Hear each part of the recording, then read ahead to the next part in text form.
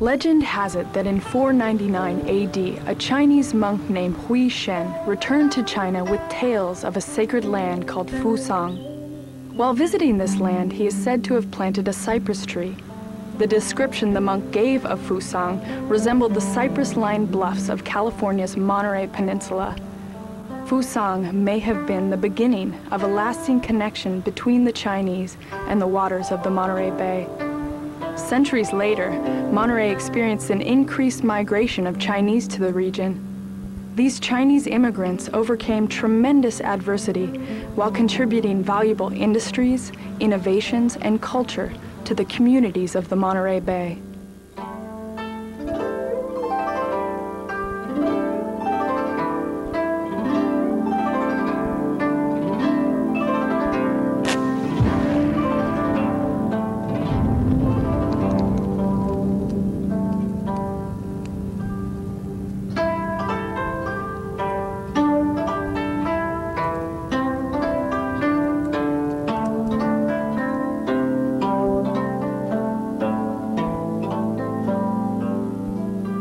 According to oral tradition, 5 boats left the Kuantung province in the 1850s. The Black Tide, a current that flows directly from China to the Monterey Bay, guided the boats to California.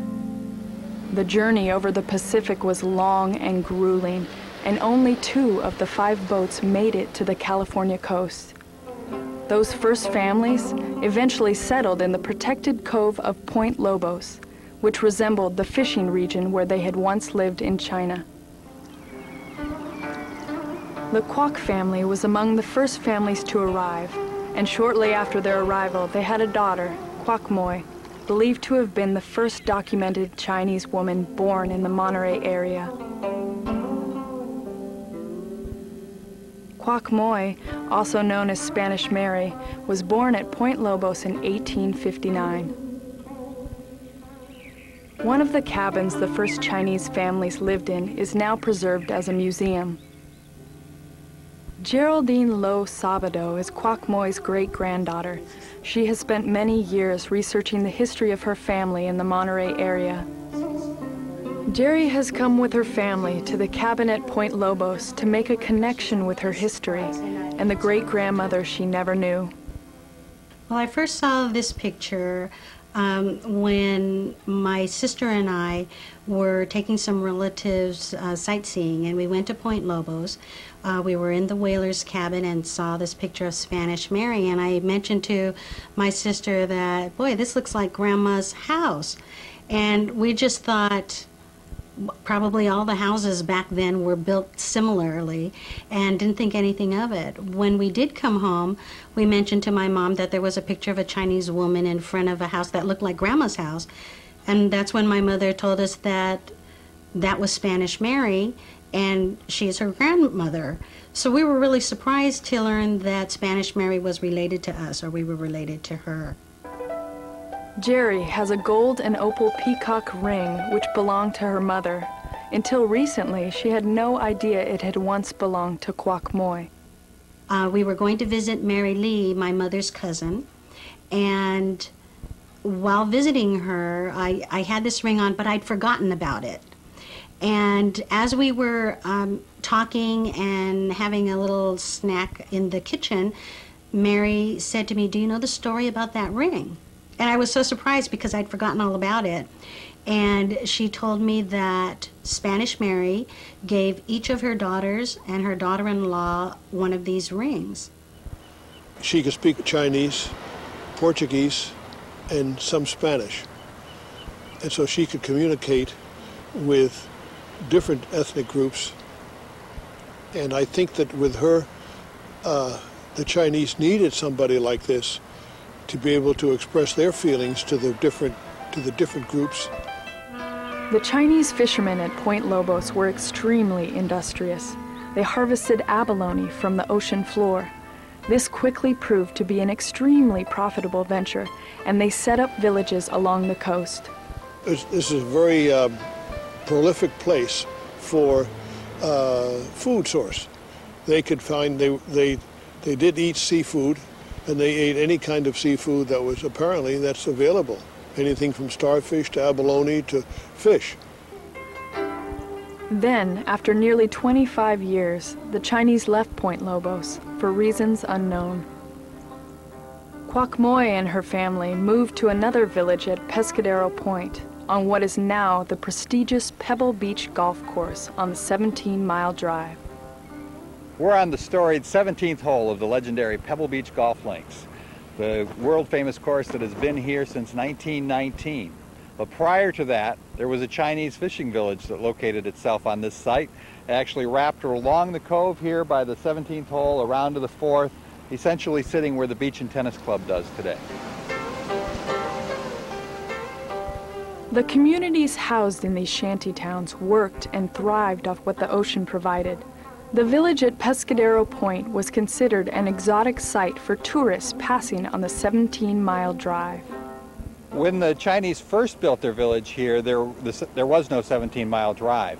In 1880, the Pacific Improvement Company built the Hotel Del Monte and bought this property. They became the new landlords, but they built the 17-mile drive, and it came right through this stretch of coastline, and it was very near the coastline. They had to move the 17-mile drive out when they built the golf course. But when the Chinese village was here, 17-mile drive actually went right through the village. Kwok Moi, already married, gave birth to her first child at the Pescadero village. Most of the Chinese immigrants to California were men who had left their families in China and traveled alone. However, this was not the case in Monterey.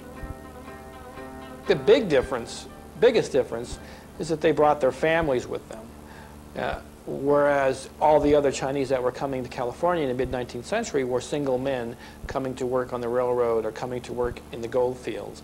And these guys came with their families. And as far as we know, this is the only place where that happened. Recently, Jerry went to the International School of Monterey, where she shared with the students her family's rich heritage. It is important for Jerry to pass on her knowledge of Chinese history.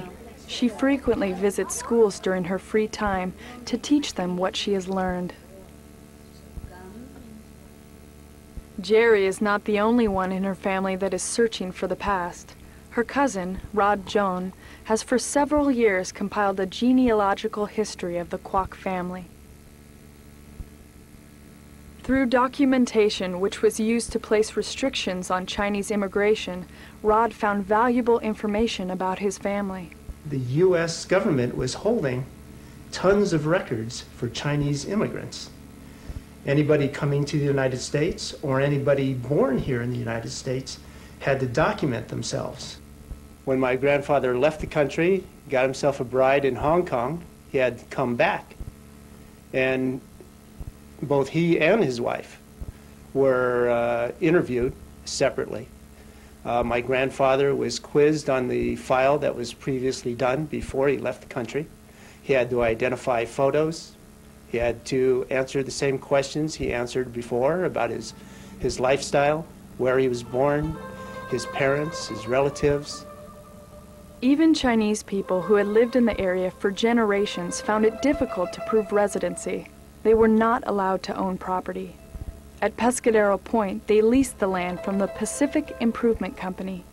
Eventually, the owners, realizing the real estate's potential, canceled the lease with the Chinese and turned it into permanent residences and summer homes. Kwok Moi again moved with her family, which had grown, to the village at Point Alonis. The village was right next door to what is now the famous Monterey Bay Aquarium. But the move to Monterey Bay meant trouble for the Chinese fishermen. The bay got a little more crowded, got a little tougher. Primarily, as I understand it, too, because the Italians and the Chinese all tended to fish the same way with these gill nets, which is a net you stretch across and the fish will swim into the net. And these whalers are trying to make their way out to the whaling ground every morning, having to maneuver through these nets. And so for whatever reason, they chose to go after the Chinese and not the Italians. And they would cut their nets.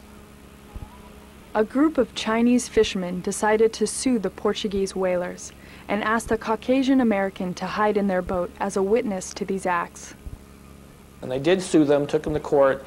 But because the Chinese couldn't speak for themselves, because they couldn't speak English, the judge ruled in favor of these Portuguese whalers. The Chinese adapted themselves to the situation. Rather than competing with other fishermen, they used different fishing techniques. Well, they had learned very early on that squid were nocturnal, and so they also learned that they were attracted to the light. And so they would burn a small pitch fire off the back end of their boat in a little wire basket. And then, of course, the squid would just come to the surface, and they would just scoop them up in these big nets and then bring them on home and lay them out to dry.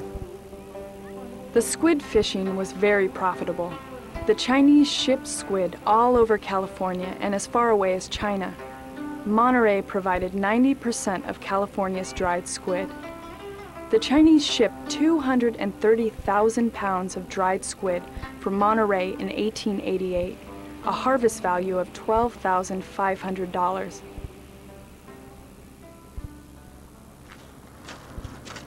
To learn more about her family and the history of the Chinese in Monterey, Jerry visited Margaret Lamb. She was known as the Squid Lady because people from different parts of California would travel to Monterey to buy her dried squid. You bale it like a bale of hay, and you send it back to China. In China, there's a salt tariff, and if you put lots of salt on the squid, there's no tariff on the salt. Margaret has been a good friend of Jerry's family for many years, and she knew Kwok Moi very well. She never go fishing, but she helped push the boat out. The woman that pushed the boat, after their husband go fishing, they play cards until the husband come home. However, because of their success, the Chinese became a public scapegoat. Throughout California and the rest of the country, the Chinese were the focus of racial prejudice. By the 1880s, California ruled it illegal for Chinese to fish at all. Expelling the Chinese from an industry that they created was later deemed unconstitutional. In 1882, the United States passed the Chinese Exclusion Act, which prevented further immigration of the Chinese. From 1890 to 1910, more legislation was passed that made it illegal for Chinese to fish for shrimp during the peak months, to use their traditional fishing bags, and to export dried fish overseas. The 1906 fire at Point Alonis was undeniably a significant blow to the Chinese community. Within an hour, the whole village was burnt to the ground. The possessions saved from the fire were then looted. The day was May 16, 1906. Several accounts published in the paper tried to make clear what happened that day. W.R. Holman, who was a volunteer firefighter in Monterey at the time, remembered the day. Quote, "We were congratulating ourselves that we had the fire under control. In the section where the main store was an explosion, probably of coal oil. A man, not Chinese, came running away from the new blaze. I recognized him. Yes, the hose was cut." Unquote. For reasons unknown, Holman took the man's identity to the grave. In the days that followed the fire, a few people offered to help the Chinese rebuild what they had lost. But the Pacific Improvement Company, seeing this as their chance to develop prime land, wouldn't allow it. The villagers, including some of Kwok Moi's family, staged a sit-in at Point Alonis. The tide turns, public opinion actually turns. And ultimately, the Chinese, sensing this, began to do some negotiating with the Pacific Improvement Company and say, well, we'll leave, but we want to go to a better place. We want the rents to be lower. And so ironically, the end result is the next year they moved to Maccabee Beach, which is inside the city limits of Monterey. At first, the village at Maccabee Beach was very successful. Then, according to Margaret Lamb, in 1917, during World War I, the government paid for the use of the fishing boats to bring supplies to the sailors, bringing the fishing industry to a halt. By 1919, the effects of the Chinese Exclusion Act were apparent in the thinning of the Chinese population in the bay. When I was young, in high school or junior college, sometimes if I needed to be alone or I just needed a place to think, I would come down here at Maccabee Beach just to sit and think and look at the ocean and maybe sort out worries or problems. And the whole time I did not know that Chinatown was here. I didn't know that my great-grandmother lived here, or my grandfather, or my mother. After being forced to move their fish drying business further inland, the majority of the community found opportunity elsewhere. Many were drawn to San Francisco. Others moved even further inland to work in the agricultural valleys. The few that stayed found work in the sardine canneries, which had become the main focus of the fishing industries in the Monterey Bay. Chinese are very resourceful people. They don't throw anything away. And the canneries are throwing stuff away. Fish heads, guts, you know. And a couple of these gentlemen said, hey, we can do something with that. And they did. And they set up this system where they were reducing, drying the stuff and turning it into fish meal. As for Kwok Moy and her family, they moved to Wave Street, 1 block above Cannery Row. Today, the house is still standing and is considered a historical site. Now, at the end of her journey, Jerry is proud of her heritage, and she hopes that someday her children will follow in her footsteps. Kwok Moy was born in Point Lobos. She lived at Point Alones, she lived at Maccabee Beach, and she lived at 774 Wave Street. So for my children, I want them to know what that looked like from pictures we've seen, or I want them to know about stories that some of my aunts who knew Kwok Moy have told us. For my sisters and I, when we were growing up, I believe that because my parents probably experienced prejudice, I believe they didn't want us to be different. They wanted us to blend in. They wanted us to assimilate into the culture. And so they didn't tell us the stories about our ancestors. These days, I believe that families want to keep their culture, and it's kind of come full swing. They want their children to know the past. I want them to be proud of what my family has accomplished and where my family, what station in life we've become, or what we've accomplished here.